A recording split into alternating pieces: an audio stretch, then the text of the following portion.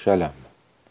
Voici le mystère des deux prêtres dans les eaux, tel que décrit dans la Bible, cette lettre d'amour de notre Dieu à nous, sa création, et enseignée par le professeur, le personnage principal du livre de Jonathan Cahn, le livre des mystères. Il s'agit d'une traduction de l'anglais au français du livre et non de mon interprétation.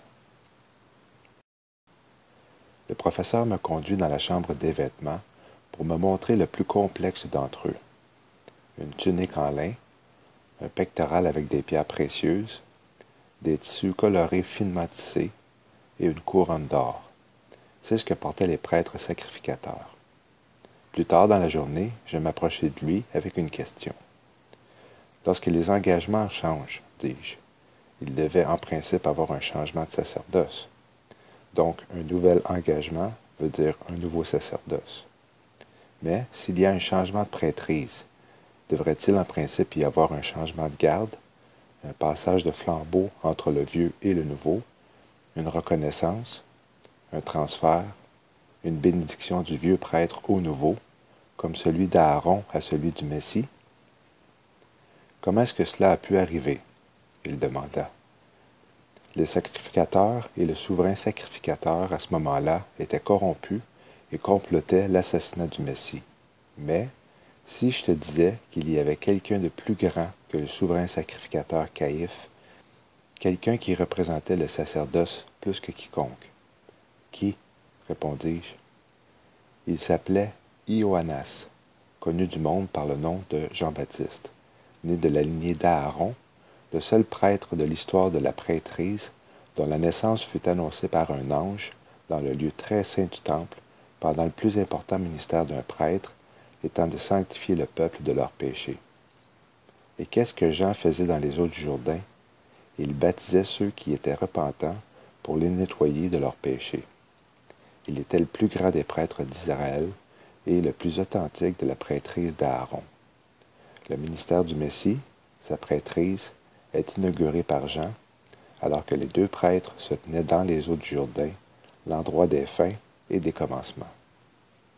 Donc, c'était, dis-je, le changement de garde, le transfert de la prêtrise. Il continua en disant, deux grands prêtres se tenant face à face, la vieille prêtrise témoignant de la nouvelle et la déclarant plus grande. La prêtrise d'Aaron avait débuté avec l'eau alors que Moïse nettoyait Aaron dans les eaux de purification. Et là, encore, avec l'eau débute la prêtrise, comme Aaron, en Ioannas, Jean, immerge le Messie dans les eaux du Jourdain.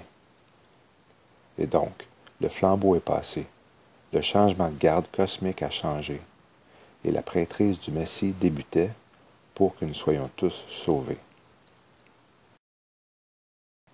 Voici les jours viennent, dit l'Éternel, que je traiterai une alliance nouvelle avec la maison d'Israël et avec la maison de Juda, non comme l'alliance que je traitai avec leur père, au jour où je les pris par la main pour les faire sortir du pays d'Égypte, alliance qu'ils ont violée, et toutefois j'avais été pour eux un époux, dit l'Éternel. Mais c'est ici l'alliance que je traiterai avec la maison d'Israël.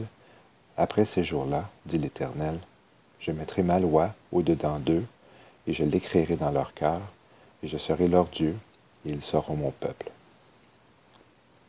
Alors Jésus vint de Galilée au Jourdain, vers Jean, pour être baptisé par lui. Mais Jean s'y opposait, en disant, « C'est moi qui ai besoin d'être baptisé par toi, et tu viens à moi. » Et Jésus, répondant, lui dit, « Ne t'y oppose pas pour le moment, car c'est ainsi qu'il nous convient d'accomplir tout ce qui est juste. » Alors, il ne s'y opposa plus. Et quand Jésus eut été baptisé, il sortit aussitôt de l'eau, et à l'instant les cieux s'ouvrirent à lui, et il vit l'Esprit de Dieu descendant comme une colombe et venant sur lui.